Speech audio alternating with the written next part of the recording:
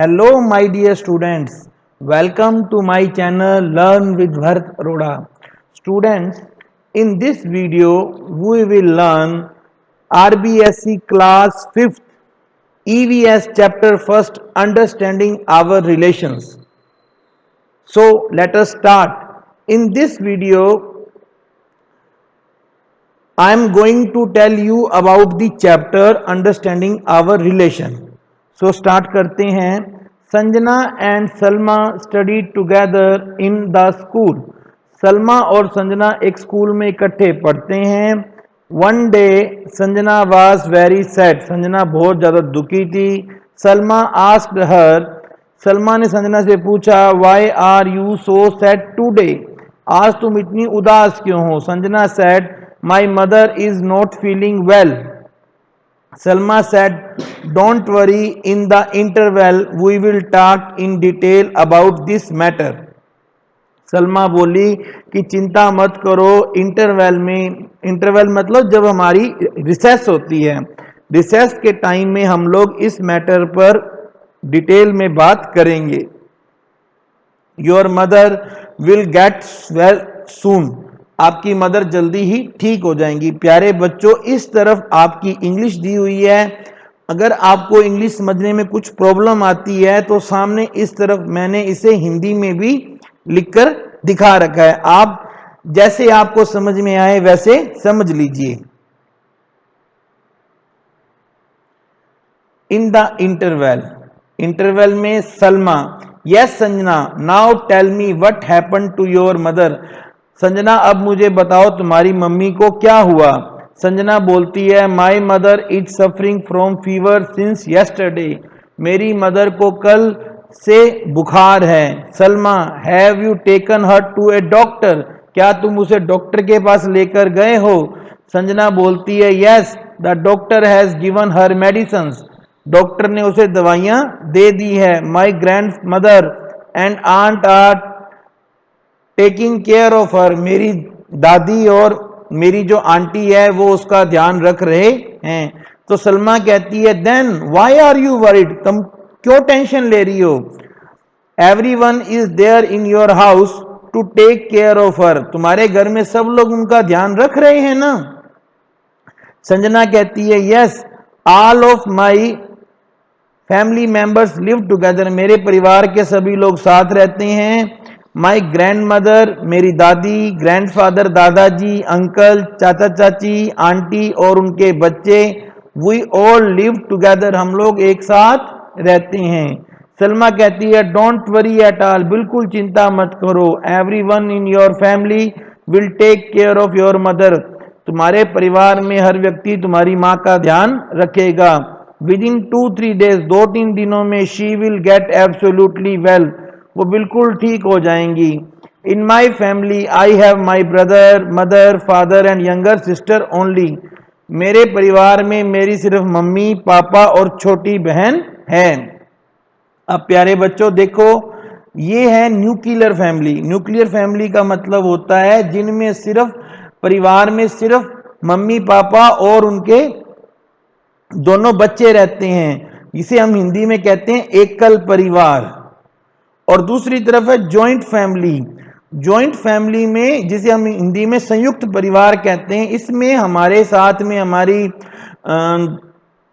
हमारी दादा दादी, हमारे अंकल आंटी, ताऊ ताई, चाचा चाची, उनके बच्चे, सब लोग हमारे साथ रहते हैं.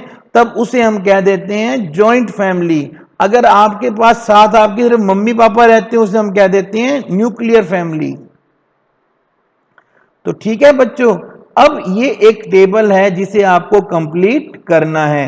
अब इसमें मुझे तो पता नहीं ना आपके घर के साथ साथ में कौन कौन मेंबर हैं और कौन कौन आपके साथ रहते हैं.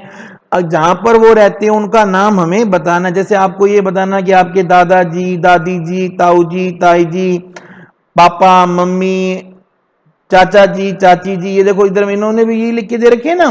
तो आपको ये बताना है कि वो आपके साथ रहते हैं या वो कहीं और रहते हैं. तो वो कहां रहते हैं उसका नाम आपको बताना है. तो ये टेबल बच्चों आपको फिल करनी है. अगर साथ में रहते हैं तो आपको ये बताना है कि हाँ यस वो हमारे साथ रहते हैं और कहीं और रहते हैं, तो आपको उस जगह का नाम बताना। जैसे मान लो दादी जी आपकी गांव में रहती हैं, तो आपको ये लिखना पड़ेगा विलेज। तो इस तरीके से आपको ये जो ये टेबल है वो फिल करनी है। अब हम करते हैं next. In your previous class, पिछली क्लास में you have already studied about nuclear family and joint family. जो हमारी क्लास 4 थी उसमें हमने ऑलरेडी न्यूक्लियर फैमिली और जॉइंट फैमिली के बारे में पढ़ा है।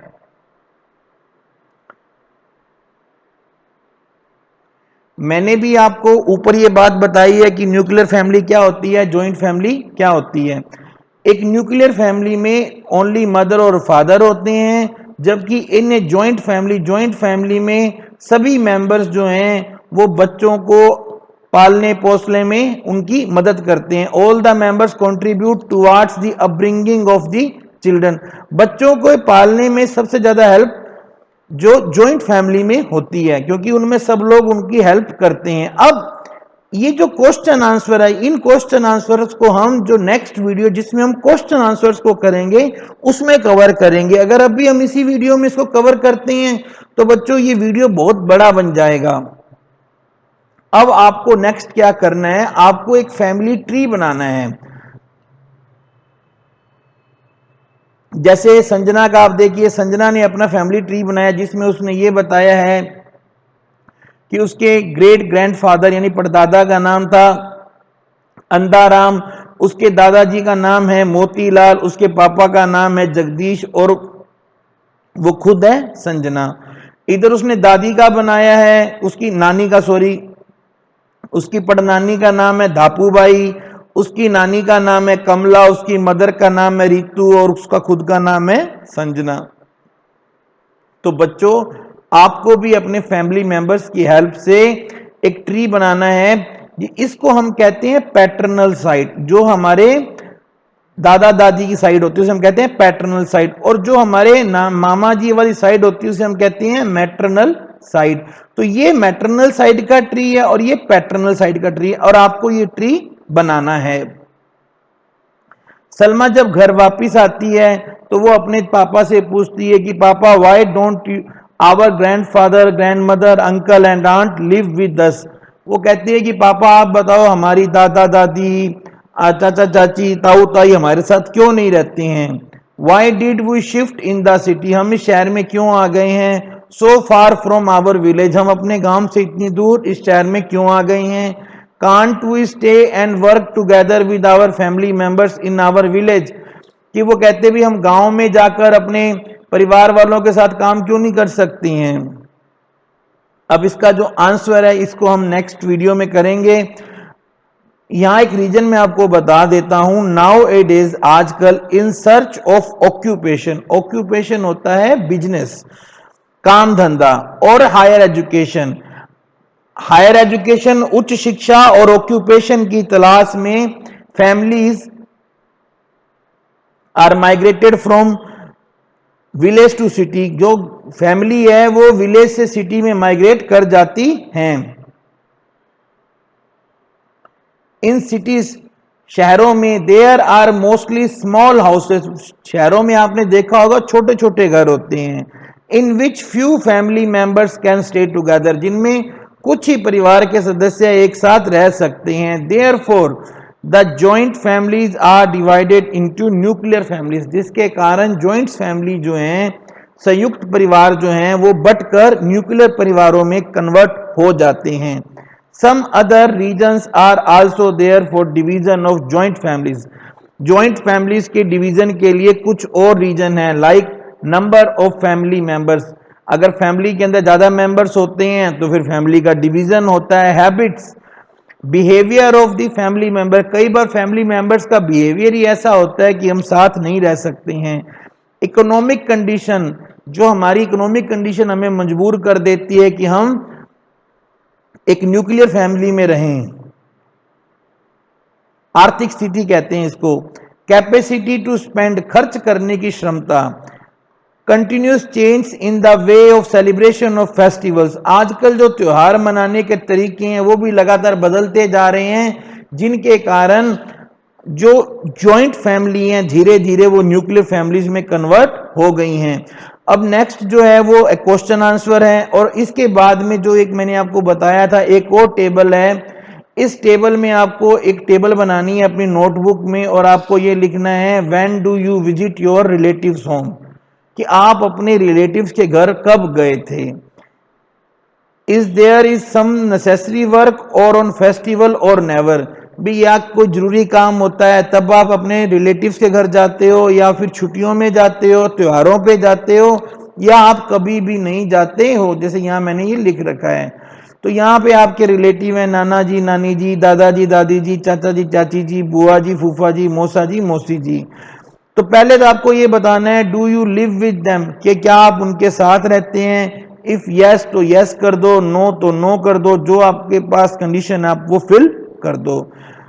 When do you visit their home, अब आपको ये बताना है कि आप उनके घर पर कब गए थे। जैसे अगर आप फेस्टिवल्स पर जाते हो या कोई काम हो तब जाते हो, या कभी नहीं जाते हो, तो जो जो जैसे 6 मंथ पहले गए तो 6 मंथ्स लिख दो, 1 ईयर पहले गए तो 1 ईयर लिख दो। जैसा आपका जो रीजन है वो आप अपनी नोटबुक में नोट कर लो।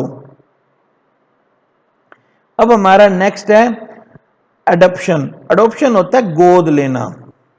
वंस इन रेनी सीजन, एक बार बारिश में, Salma and Sanjana went for a picnic in A garden, वो गार्डन में एक पिकनिक में गए, फार फ्रॉम देयर स्कूल, जो कि उनके स्कूल से दूर थी। They enjoyed the picnic by playing and eating with their friends, जहां उन्होंने अपने फ्रेंड्स के साथ खेल कर और खाना खाकर पिकनिक को एंजॉय किया। While they were having their food in garden, जब वो गार्डन में खाना खा रहे थे, one of their classmate Mohan asked Yogi who has come with you to picnic, तो मोहन ने योगी से पूछा कि भाई तुम अपने साथ किसको लेकर आए हो। योगी बोला she is my younger sister, वो मेरी छोटी बहन है। मोहन बोला I have never seen her with you before, मैंने तो इसे पहले कभी तुम्हारे साथ में नहीं देखा है। Where from where has she come all of a sudden, अचानक ये बहन कहां से आ गई। तो योगी ने बताया she is a new member in our family, वो हमारे परिवार की एक नई मेंबर है। My mother and father adopted her, मेरे मम्मी पापा ने इसे गोद लिया है। As I am my parents son, जैसे मैं मेरे मम्मी पापा का बेटा हूं। She is also their daughter, वो उनकी बेटी है।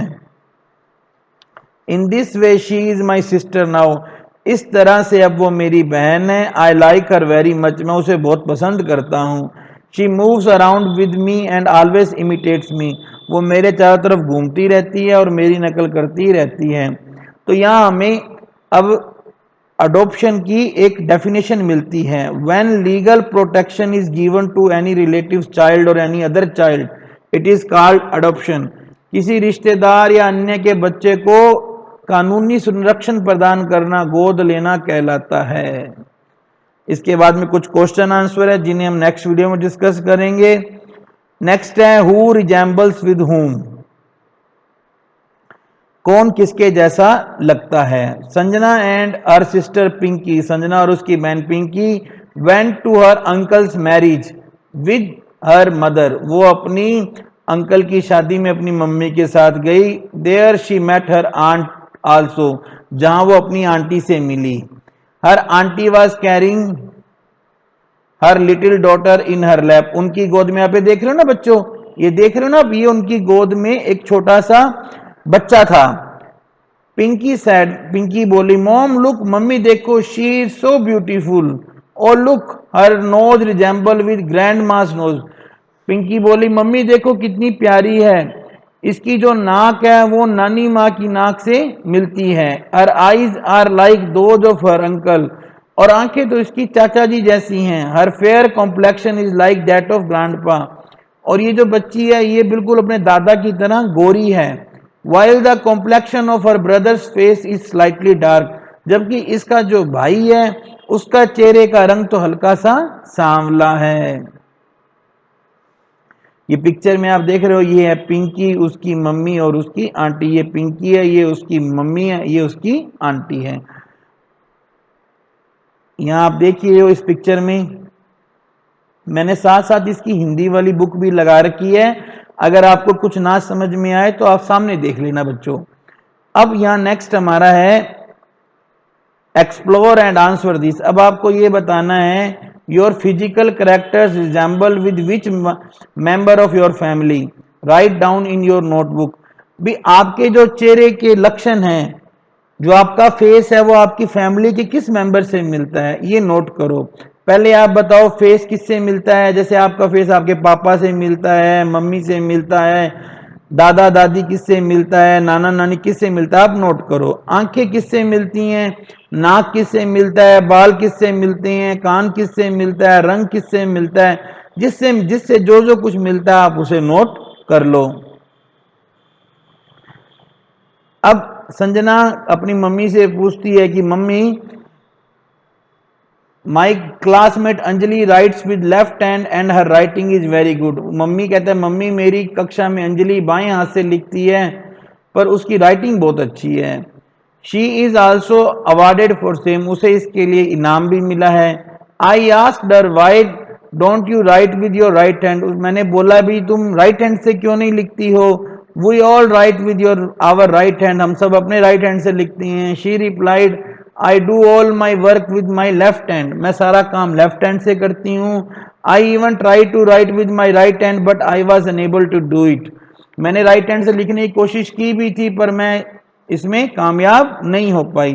तो अब आपको क्या करना है, आपको अपनी कॉपी में यह बताना है कि आपकी जो कौन सी आदत आपके परिवार के किस मेंबर से मिलती है। जैसे कि वे ऑफ टॉकिंग, बात करना, आप किसकी तरह बात करते हैं। वे ऑफ वॉकिंग, किसकी तरह चलते हैं। मैनरिज्म, आपका उठना बैठना परिवार में किससे मिलता है, दादा दादी, मम्मी पापा, नाना नानी, जिससे मिलता है आप उसको नोट करके हमें यहाँ कॉपी में नोट कर लो। नेक्स्ट है the physical characteristic are inherited in the children from their parents and grandparents. जो बच्चों में जो फिजिकल कैरेक्टर, जो लक्षण है, वो अपने दादा दादी, नाना नानी या मम्मी पापा से मिलते हैं। These characters are known as heredity character, इन्हें हम अनुवांशिक लक्षण हेरिडिटी कैरेक्टर्स कहते हैं। And this phenomena is called inheritance, और इस चीज को हम कहते हैं इनहेरिटेंस, यानी कि transfer of characteristic from generation to generation. जो लक्षण आपके दादा दादी की हैं वो आपके अंदर आ जाते हैं, इसे हम कहते हैं inheritance. Some characteristics are acquired from the surrounding and they are not inherited. कुछ लक्षण ऐसे हैं जो हमारे आसपास के वातावरण से मिलते हैं और ये लक्षण हेरिडिटरी नहीं होते हैं। कुछ चीजें ऐसी हैं जो हम अपने आसपास से सीखते हैं और कुछ चीजें हमारे अंदर जन्मजात होती हैं। वी मस्ट नो, हमें जानना चाहिए। Gregor John Mendel has done a lot of experiment on the P plant, उन्होंने मटर के पौधे पर बहुत सारे काम किए। ये जो देख रहे हैं ना, ये पर्सन, ये है Gregor John Mendel. And he formulated the laws of inheritance, और उन्होंने एक नियम बनाए इनहेरिटेंस के नियम, लॉज ऑफ इनहेरिटेंस। इन्हें वंशानुगत के नियम भी कहते हैं। फॉर दिस रीजन, इसलिए उन्हें फादर ऑफ जेनेटिक्स भी कहा जाता है, अनुवांशिकी का जनक भी कहा जाता है।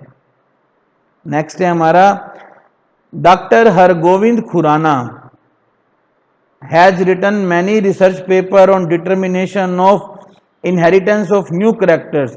डॉक्टर हरगोविंद खुराना एक इंडियन थे, इन्होंने बहुत सारे रिसर्च पेपर लिखे जिसमें उन्होंने ये बताया कि ये जो नए कैरेक्टर्स हैं ये हमारे अंदर कैसे आते हैं। इस एक्सीलेंट काम के लिए इन्हें नोबेल प्राइज भी मिल चुका है। बहुत इंपॉर्टेंट है, ये एग्जाम में एक बार पूछा भी हुआ है, आप इसे अच्छे से याद कर लेना, मोस्ट इंपॉर्टेंट है। इन सब फैक्ट्स को जानने के बाद पिंकी समझ चुकी है that we are resemble with our parents और other members of our family. हम हमारे, या तो हमारी शक्ल हमारे मम्मी पापा से मिलती है, या हमारी आदतें हमारे मम्मी पापा या परिवार के और लोगों से मिलती हैं। But she also wanted to know whether the process of inheritance of characteristic exist in animals also, पर वो ये भी जानना चाहती है कि क्या ये जो गुण हैं वो जानवरों में भी होता है, क्या जानवर भी अपने बाप दादा से मिलते हैं। एक्चुअली। अब वो कहती है, जैसे एक क्वेश्चन है, how does a cow recognise its calf. भी आप बताओ, अगर एक भीड़ में एक गाय अपने बछड़े को कैसे पहचानेगी, या आपकी मदर आपको भीड़ में कैसे पहचानेगी। तो यहां कहते हैं कि every organism has some characteristic inherited from his parents, ancestor etcetera. हमारे अंदर कुछ ऐसे लक्षण होते हैं, कुछ ऐसे गुण होते हैं जो हमें हमारे मम्मी पापा या हमारे दादा दादी, नाना नानी या उन हमारे पड़दादा पड़दादी, पड़नाना पड़नानी, इनसे मिलते हैं। But in a few characteristics that they are different also, पर कुछ गुण अलग ही होते हैं। जैसे कि ट्विंस ले लो, ट्विंस समझते हो ना आप, जुड़वा। जुड़वा बच्चों में भी कुछ गुण अलग अलग होते हैं। तो प्यारे बच्चों, आज हमने क्या सीखा। Number 1, there are different reason due to which families become nuclear और जॉइंट। कुछ ऐसे रीजन्स हैं जिनके कारण फैमिलीज या तो न्यूक्लियर फैमिली बन जाती हैं या जॉइंट फैमिली बन जाती हैं। In nuclear and joint family all the family members play different role. सभी फैमिली मेंबर अलग अलग रोल निभाते हैं। Some people adopt children and do their upbringing. कुछ लोग गोद लेकर बच्चों को पाल पोस कर बड़ा करते हैं। Gregor John Mendel is known as father of genetics. ये आप याद कर लेना, इन्हें अनुवांशिकता का जनक कहा जाता है। डॉक्टर हरगोविंद खुराना को नोबेल प्राइज मिला था इनहेरिटेंस ऑफ न्यू कैरेक्टरिस्टिक के लिए। तो ठीक है बच्चों, नेक्स्ट वीडियो में हम इसके क्वेश्चन आंसर करेंगे। तब तक आप इस चैप्टर को अच्छी तरह से समझ लीजिए, और अगर आपको कोई प्रॉब्लम आती है तो please do comment in comment box. I will try to solve your problems. Thank you very much. Have a good day.